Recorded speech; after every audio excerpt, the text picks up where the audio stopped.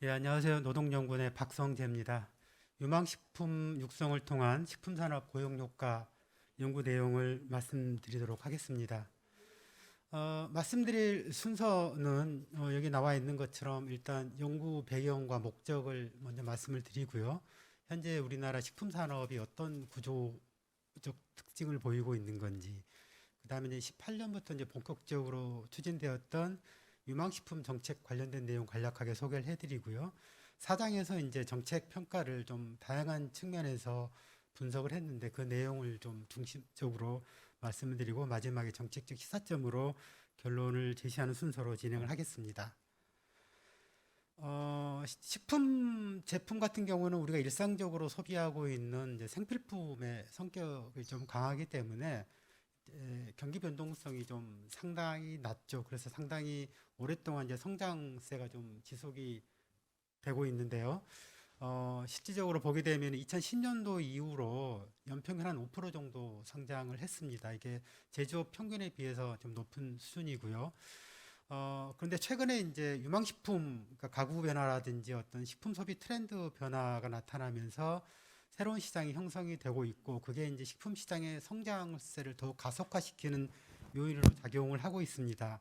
그러니까 산업 측면뿐만이 아니고 이제 일자리 측면을 상당히 중요한 의미를 가지고 있는 분야인데요.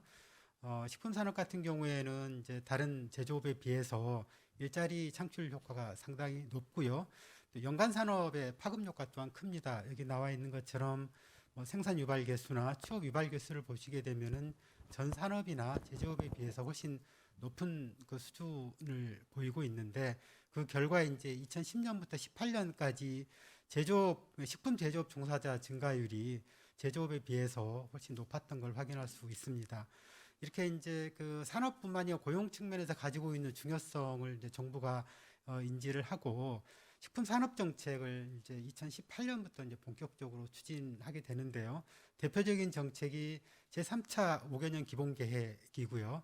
또 하나는 이제 그 다음 연도에 발표되었던 식품 산업 활력 대책을 꼽을 수가 있습니다. 그래서 이제 이 연구는 이제 유망식품 육성을 통한 식품산업 활력 제고 정책이 어떻게 고용에 영향을 미쳤는지 효과를 평가하는 게 일차적인 목적이 있고요. 요즘에 이제 고용 문제가 상당히 정책의 화두이기 때문에 고용 효과, 고용 창출 효과를 좀 제고할 수 있는 방안이 없는지를 살펴보는 것을 목적으로 연구가 진행이 되었습니다. 연구 방법은 이후에 이제 설명이 되기 때문에 생략을 하고요. 먼저 식품 산업의 구조를 먼저 간략하게 소개가 필요할 것 같습니다. 여기 크게 네 가지의 이제 그 그림들이 나와 있는데요. GDP하고 그다음에 출하액, 그다음에 사업체 수, 그다음에 종사자 수에 대한 연도별 추이인데, 보시는 것처럼 모든 그 그림에서 우상향하는 그런 모습을 보여주고 있습니다. 물론 최근 들어와서 성장세는 둔화되고 있긴 하지만은 식품 산업의 성장세가 상당히 견고하게 이어지고 있다라는 것을 확인을 할 수가 있고요. 이 사업체 수 증가에 비해서 이 종사자 수 증가가 훨씬 좀 높았기 때문에 고용 측면에서 상당히 의미 있는 그런 산업이라는 것을 확인을 할 수가 있습니다. 그런데 식품 산업을 조금 들여다보게 되면은 구조적인 한계점이 분명히 좀 확인이 됩니다. 첫 번째 좌측 상단에 있는 그림을 보시게 되면은 이 규모별 분포를 보여주고 있는데 5인 미만 사업장이 거의 한 78% 정도를 차지하고 있으니까 상당히 영세한 그런 구조 특징이 있는 거고요. 물론 추세적으로 이 완만하게나마 규모화가 진행되고 있다고 하지만은 여전히 영세성의 정도가 좀 높은 산업이라는 점. 그다음에 최근 들어와서 이제 아까 말씀드렸던 것처럼 유망식품 분야가 그 새로운 시장이 형성되게 됨에 따라서 제품 간의 성장률 격차가 계속 확대가 되고 있습니다.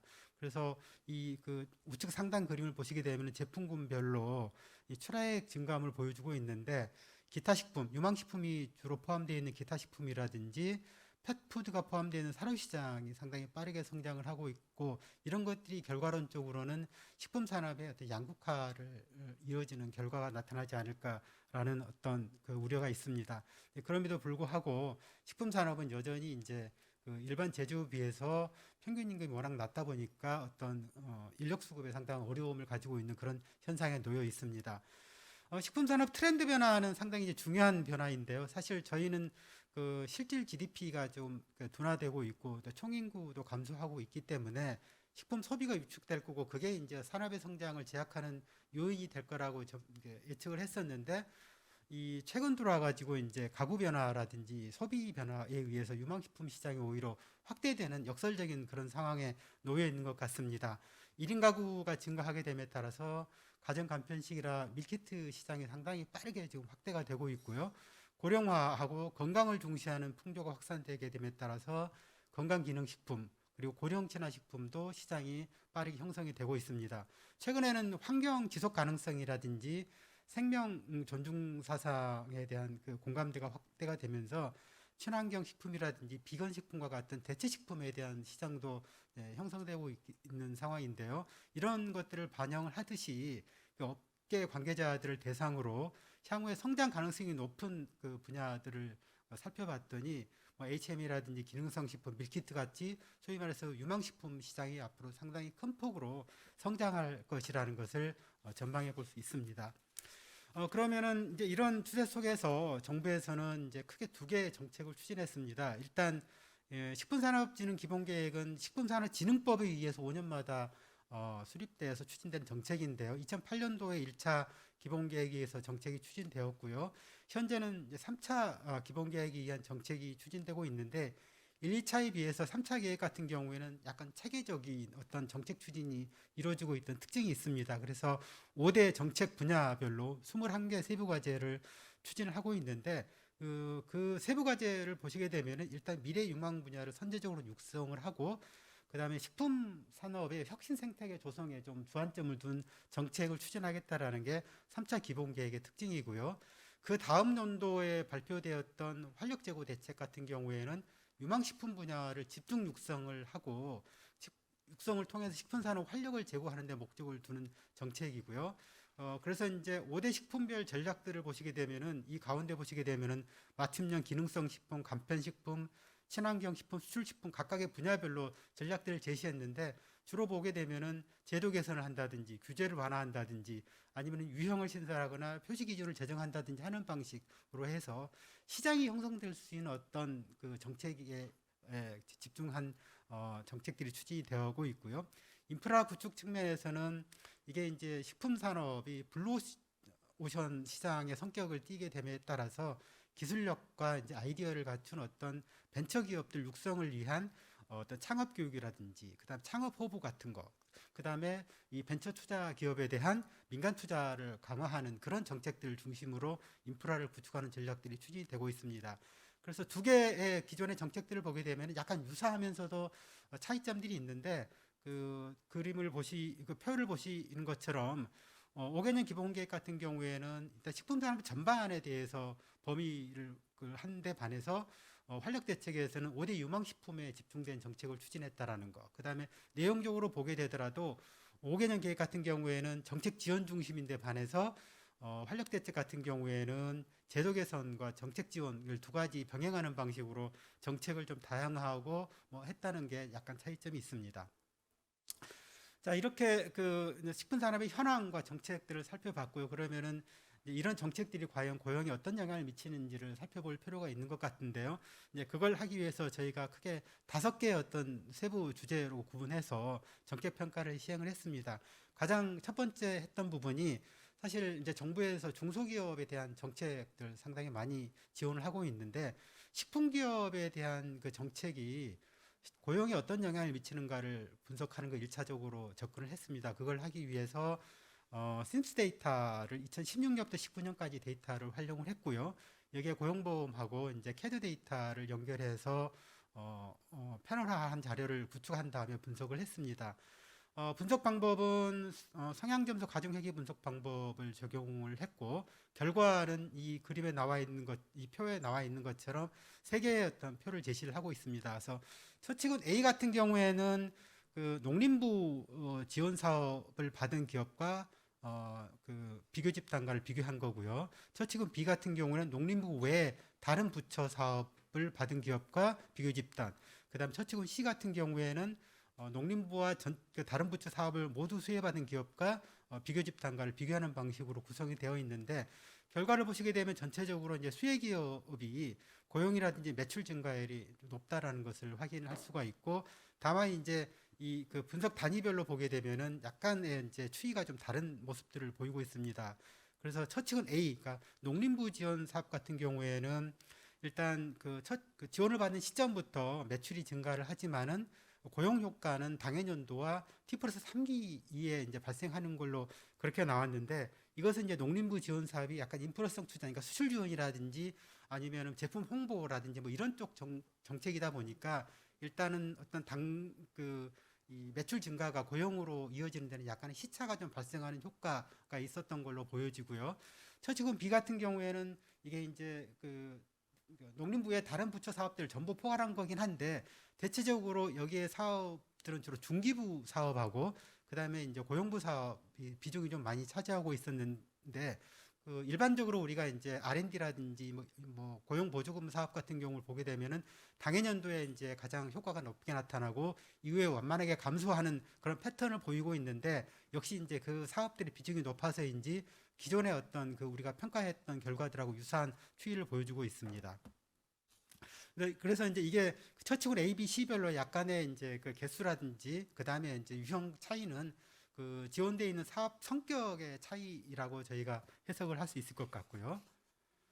두 번째로는 그러면은 이제 정부에서 2018년부터 본격적으로 유망식품 정책들을 추진했는데, 그런 정책들이 식품 산업 고용에 어떤 영향을 미쳤는지를 분석을 했습니다. 그래서 이걸 하기 위해서는 고용보험하고 캐드 데이터를 활용해서 14년부터 19년까지 데이터를 연결해서 분석을 했고요.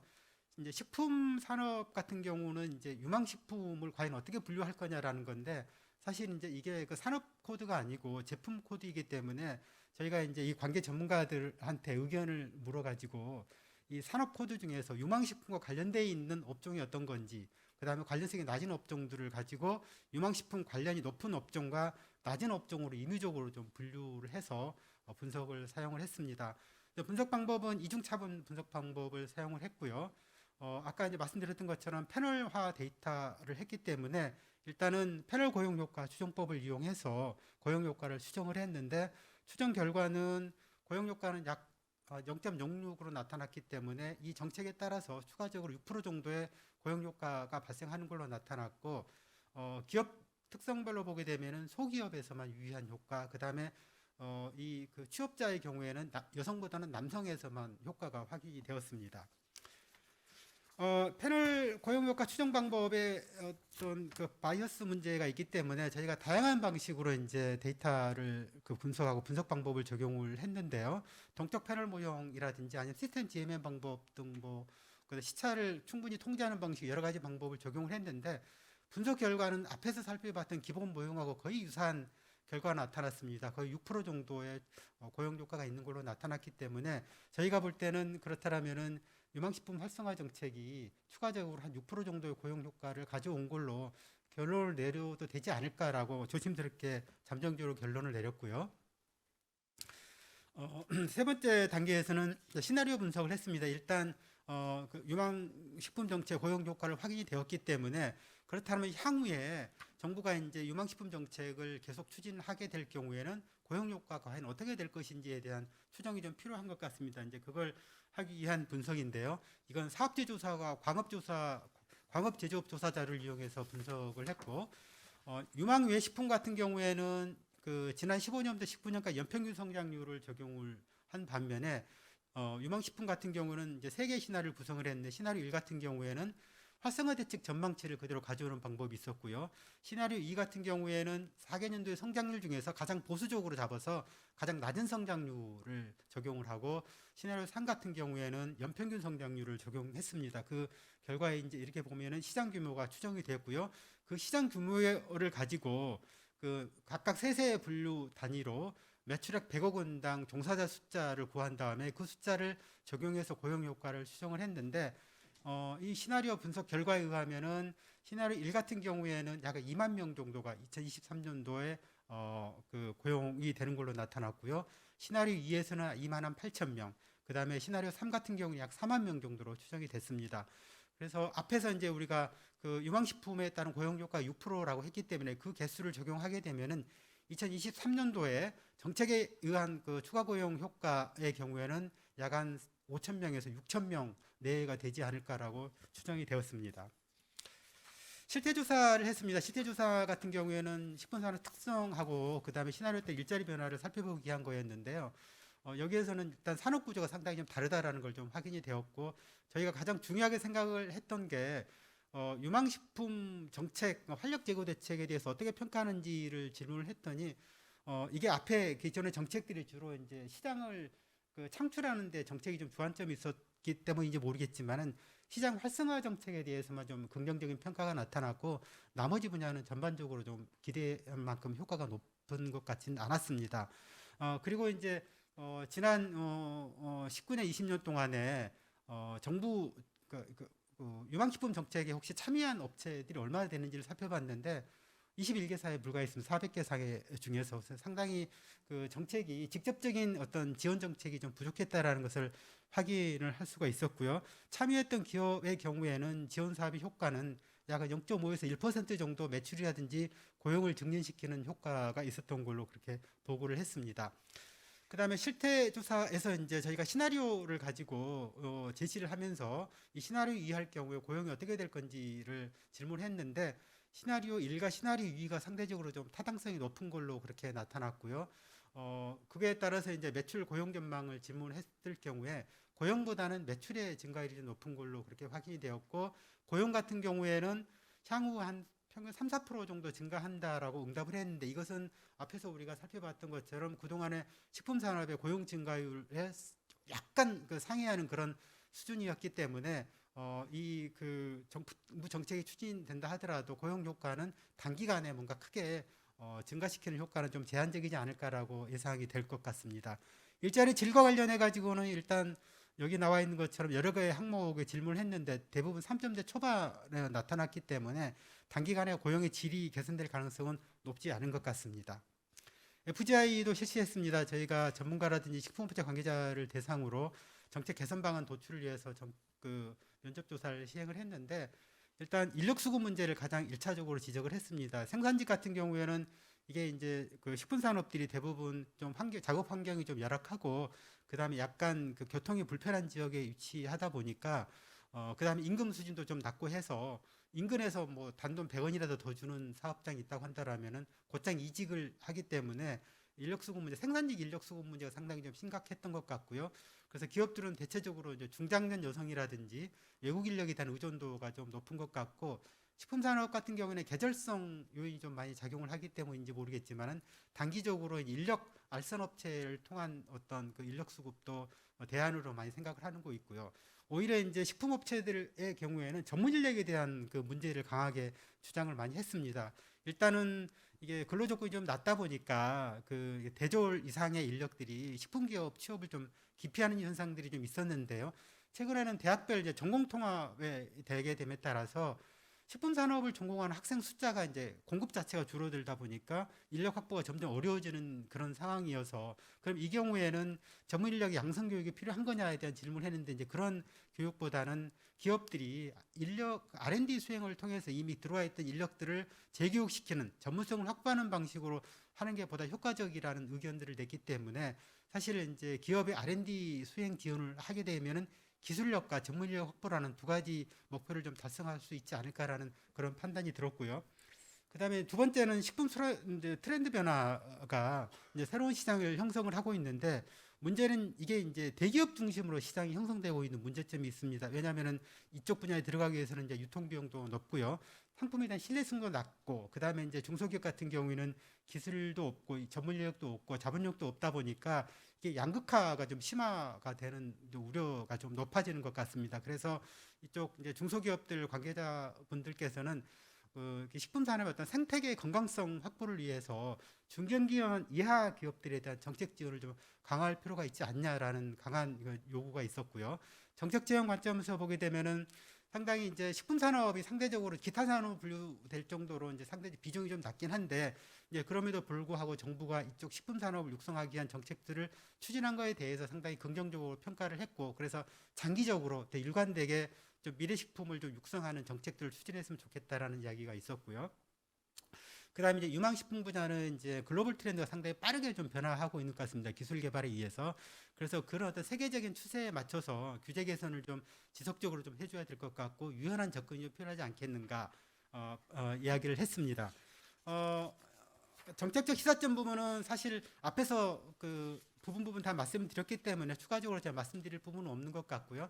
일단 기업들이 좀 체감할 수 있는 정책을 강화했으면 좋겠다. 그다음에 정책 지원하게 될 경우에는 일관적인 어떤 그 칸막이형 정책보다는 어떤 그 패키지 형식의 어떤 인력 그 정책 지원이 좀 필요하지 않겠냐라는 의견들이 강하게 나왔기 때문에 두 가지를 중심으로 말씀을 드리고 이만 발표를 마치도록 하겠습니다.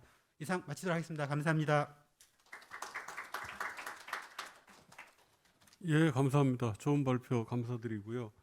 그러니까 유망식품 육성 정책이 이제 고용 효과가 있는 걸로 이렇게 추정이 된 것 같습니다. 다만 이제 그 효과는 소기업에 집중해서 나타나는 것으로 이렇게 보여지는데요. 예, 발표 다시 한번 감사드리고요. 산업연구원의 이준 박사님께서 토론을 해주시겠습니다. 한 8분 정도 쓰시면 될 것 같습니다. 네, 안녕하세요. 산업연구원 이준입니다. 박성재 박사님께서 굉장히 난해한 연구를 해주시고 오늘 발표 내용을 쭉 들어보니까 한편으로는 굉장히 고무되는 연구 결과인 것 같고요. 한편으로는 해야 될 게 상당히 많은 앞으로 그런 여운을 남긴 그런 연구인 것 같습니다. 사실 식품 산업이 이제 제조업인데 산업적으로 저희가 이제 정책 대상으로 삼아서 관심을 가진 지가 얼마 되지 않았습니다. 지금까지는 식품이라는 게 사실 우리가 농업이 있기 때문에 이 농업과 이 식품 산업 간에 항상 있는 이 딜레마 문제가 항상 있었고 그런 측면에서 보면 식품 산업이 사실은 정책 대상에서 약간의 회색지대에 있었던 그런 대표적인 산업이라고 할 수 있는데 저희가 이제 그 MB 정부 출범한 이후에 이제 식품이 부처의 이름에 처음으로 들어가게 되었고 그 이후로 사실 식품산업진흥법이 이제 만들어졌죠. 그래서 이 식품을 이제 산업적으로 저희가 좀 육성을 해야 되겠다라고 한 게 이제 10년 가까이 되는 그런 상황입니다. 식품이 잘 아시는 것처럼 전통적으로 내수 산업이고 이 내수 산업이라는 게 사실은 이제 국내 인구의 어떤 흐름에 따라서 좌우될 수밖에 없는 그런 한계가 있는 산업인데 최근에 이제 이렇게 식품이 조금 뭐라 그럴까요? 산업적으로 이제 각광을 받는 거는 결국은 이제 수출 산업으로 저희가 지금 이제 발전을 하고 있기 때문이라고 생각을 하고 있습니다. 이 내수 산업을 넘어서 최근에 이제 K푸드가 상당히 이제 이 글로벌 수요가 지금 높고 상당히 지금 인기가 많고 사실 수출이 지금 잘 되고 있습니다. 새로운 수출 산업으로서 이 산업적 가치를 재평가받고 있는 현재 시점에서 이 식품 산업을 분석 대상으로 삼고 진행한 점은 굉장히 좀 시의적절하다고 평가를 할 수가 있고요. 특히 이제 잘 아시는 것처럼 식품 산업이 고용 창출 효과가 상당히 큽니다. 실제로 임금의 수준은 낮지만 고용 창출 효과도 크고 산업 연관 효과도 클 수밖에 없기 때문에 사실 어떤 측면에서 보면 우리 제조업이 현재 직면하고 있는 여러 가지 이 저성장 저고용 문제가 있는데 하나의 돌파구로서 식품 산업의 역할을 점검하고 그 가능성을 평가했다는 측면에서 상당히 정책적인 시사점이 높은 과제라고 할 수 있겠습니다. 특히 이제 식품 산업의 미래라고 할 수 있는데 이 5대 유망 신산업 분야를 대상으로 정책 효과를 점검함으로써 식품 산업의 미래 성장 기여나 고용 창출 가능성을 타진했다는 그런 의미가 있겠다고 할 수 있고요. 다만 본 연구에서 분석하고 있는 이 5대 유망 식품 분야하고 이를 육성하기 위한 정책의 어떤 효과를 보기에는 사실은 지금 기간이 너무 짧습니다. 사실 2018년에 정책이 만들어지고 지금 불과 2년 정도밖에 안 지났기 때문에 충분한 시간이 지나지 않았다는 한계가 있는 것은 분명하고요. 특히 이제 분석 대상이 되는 5대 식품 분야가 현재 분류 체계로 특정화하기에 상당히 어려운 한계점은 분명히 있습니다. 그럼에도 불구하고 이 본 연구에서 이 가능한 범위에서 이제 5대 유망 식품 분야를 특정했고 정책 초반이라는 문제를 해소하기 위해서 기존 농식품부에서 진행한 유사 정책을 적용해서 정책 효과를 최대한 추산한 것 같아요. 그래서 결과가 잘 고용 효과가 충분히 있는 것으로 지금 나타나고 있습니다. 특히 이제 이 정책 효과를 측정할 때 이 산업 통계가 기본적으로 활용을 했고 기업 통계도 지금 활용을 하고 있고요. 특히 이제 이 정량적 데이터에서 이 포착하지 못하는 여러 가지 이 산업적인 특성을 이 정성적인 실태 조사도 하고 있고 이 포커스 그룹 인터뷰까지 병행함으로써 이 정량적 데이터가 설명하지 못하는 세세한 부분까지 설명력을 높이고 있는 점은 굉장히 좀 시사점이 높은 것 같습니다. 다만 향후 정책을 수립하고 추진해 나가는 데 있어서 활용도를 높이기 위해서는 사실 이런 신산업 분야에서 고용이 만들어지는 과정이 전통적인 식품 제조업하고 어떻게 다른지를 특정화하는 게 상당히 중요할 것 같습니다.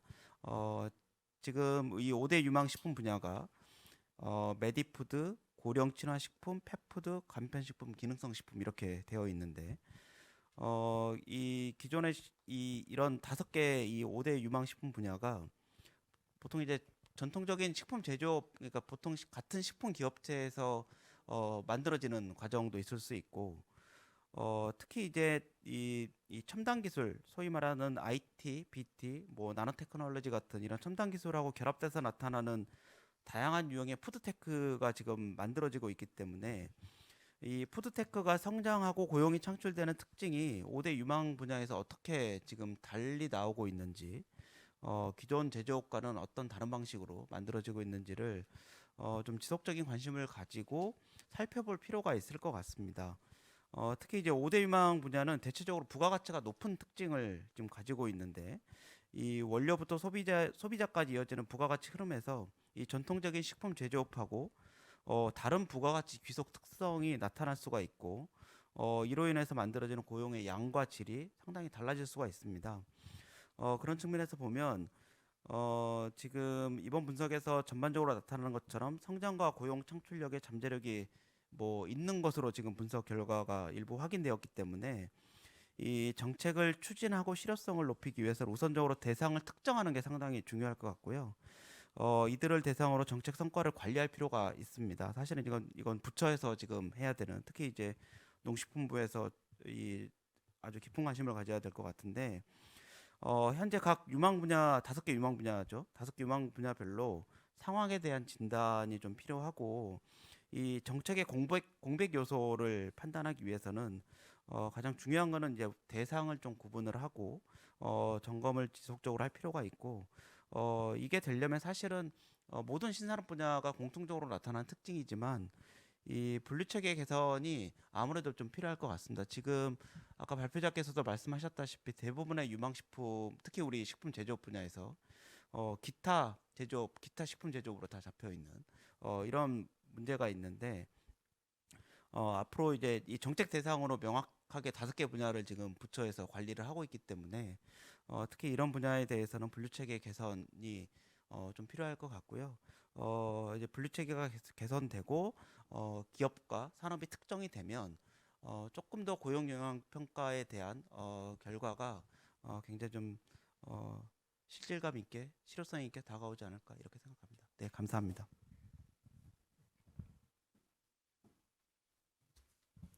예, 이준 박사님 토론 잘 들었습니다.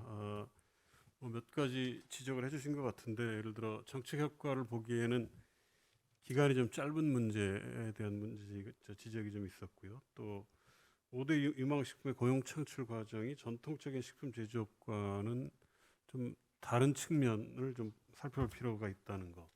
또 산업 분류 체계 개선 필요성도 좀 언급을 해주신 것 같은데요. 좋은 코멘트 감사드리고요.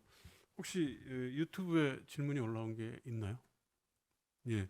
그러면 저 박성재 박사님께서만 2분 정도 답하실 부분이 있는 것에 대해서만 간략히 답을 주시면 되겠습니다. 예, 그 코멘트 감사합니다. 뭐 저희가 생각하지 못했던 부분들까지 이번에 좀 지적을 해주셨기 때문에 추후에 저희가 이제 시간을 좀 들여서 보고서를 좀 보완하도록 하고요.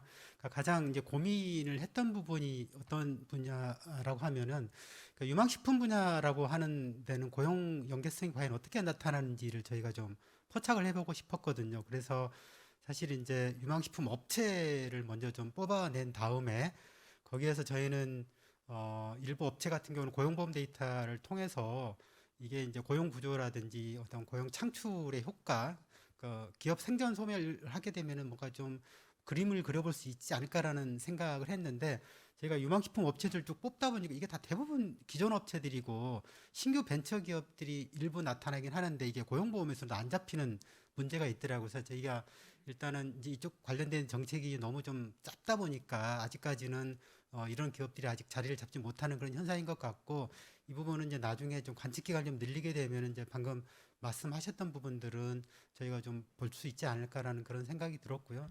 그러니까 기업 현장 인터뷰했을 때 가장 관계자들이 이야기하셨던 분들이 뭐냐면은 사실 그 활성화 대책을 발표했다고 하는데 우리는 피부로 느끼는 거의 없다라는 이야기를 들었을 때 농림부가 이제 좀 주도적으로 기업들이 좀 체감할 수 있는 직접적인 혜택을 볼 수 있는 정책들을 강화한다고 하면은 산업 측면이 아니라 고용 측면에 상당히 의미 있는 정책이기 때문에 적극적으로 좀 추진되었으면 좋겠다라는 바람을 로 마치도록 하겠습니다. 예, 감사합니다.